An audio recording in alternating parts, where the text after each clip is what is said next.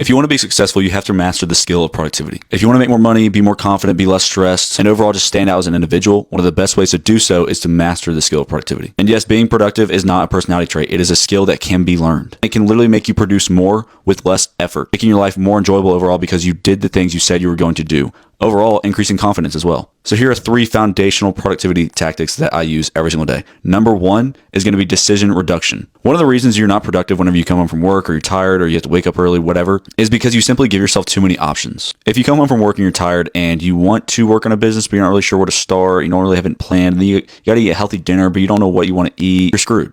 When you come home from work, it should already be decided from the night before or from Sunday, whenever, what you're going to eat that night. You should already have an agenda laid out of what you're going to do. And so the idea is to reduce all the decisions that you have into one, where you just don't have to think. You just follow the one choice that was already pre-decided for you. Having your meals already prepped from Sunday so that Monday when you get home from work, you're tired, you got dinner right there. You don't have to think about it. You just heat it up. You have a fixed morning routine on the weekend, so you don't wake up and have coffee and think about what you want to do. You always know you wake up, have water, have coffee, go on a walk, go to work. Or maybe you have pre-assigned blocks on your calendar for what you're going to do at what time. 2, you need to design your environment so that decision reduction is possible. The idea of environment design is to intentionally design your environment so that the good choices are easy to make and the bad choices are hard to make. So if you come home and your laptop's already open on a nice cozy looking desk with a snack on there and your headphones already set up and everything, and your TV is unplugged and the remote is all the way in your bedroom, you're probably just going to start working because your environment pushed you into that. Another example is getting rid of your junk food. I have no junk food in the house, and I have pre-diced fruit in my fridge. So if I get hungry, it's really hard. I have to leave my house to go get junk food. But there's already pre-made fruit in the fridge.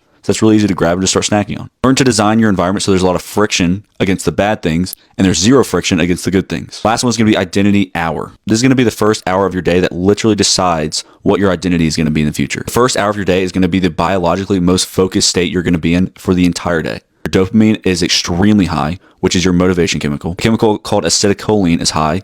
This makes you more alert, more focused. And your cortisol is high when you wake up, making you more alert and more focused. So you need to use this hour to your advantage instead of just scrolling in bed. And if you combine all 3 of these, you're going to be a productivity machine. Let's say you wake up on the weekend, you already have your routine laid out because you reduced the amount of decisions you have. So you wake up, have water, have coffee, go on a walk, then you're going to get to work.